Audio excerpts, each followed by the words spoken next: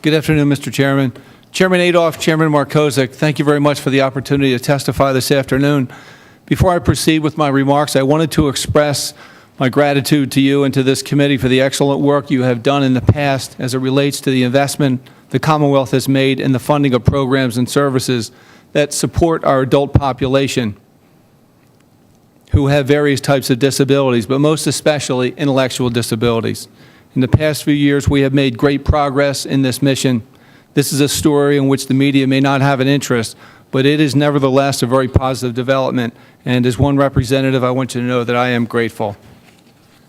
Mr. Chairman, I'm here today on behalf of our veterans across the Commonwealth to speak to you regarding the proposed reduction in funding for our veterans' homes in the Commonwealth of Pennsylvania.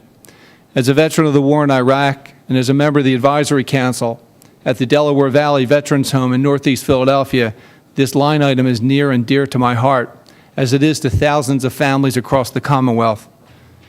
Mr. Chairman, our men and women who have fought in World War II, Korea, Vietnam, Iraq, and other conflicts around the world deserve the very best care that Pennsylvania can offer. We owe them that much. There are 6 state veterans homes across the Commonwealth. These facilities provide long-term care to 1,554 veterans and/or their spouses. An additional 2,160 skilled nursing beds exist in our system. Mr. Chairman, for the fiscal year 2014-2015, cost-saving initiatives will continue to be in effect at our veterans' homes. These measures ensure that standardization is in effect across the system to deliver comparable care regardless of which of the 6 homes at which a veteran may reside. We desire to afford our veterans the highest level and quality of care. These efforts have had great success. Per diem rates have been lowered to our veterans by $6 a day. Mr. Chairman, in this economic climate where health care costs are rising significantly, this is a remarkable accomplishment in itself. One of the factors that makes our veterans' homes so attractive is that in addition to high quality, professional, and compassionate care, our veterans are required to pay what they can afford. In addition, all of our veterans' homes are now in full licensure status and promptly address any issues as noted by the Pennsylvania Department of Welfare, the U.S. Department of Veterans Affairs, and the Department of Health.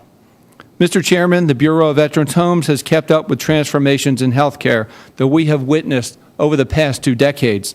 The Bureau of Veterans Homes has updated their practices in handling long-term care and fostering a more home-like environment.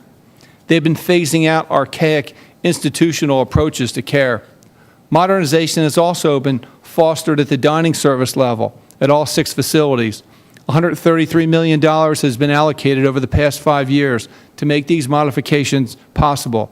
$62 million of that funding was from the Federal Department of Veterans Affairs, which accounted for 46% of the funding provided.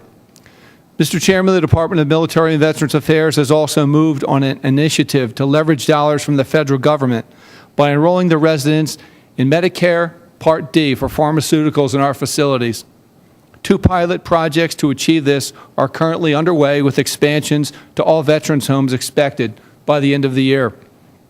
The quality of our state veterans' homes is also well above the national average, as manifested in part by the extensive waiting list of those trying to be admitted to our facilities across the state.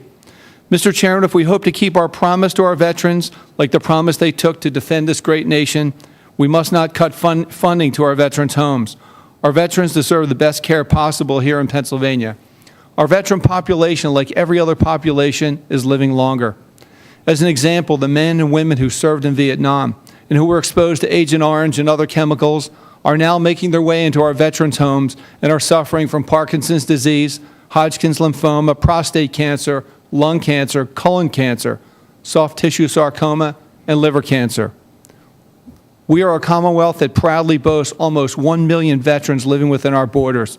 To keep the level of care in these homes as one of the best in the nation, we must increase our support of this mission of caring for our veterans.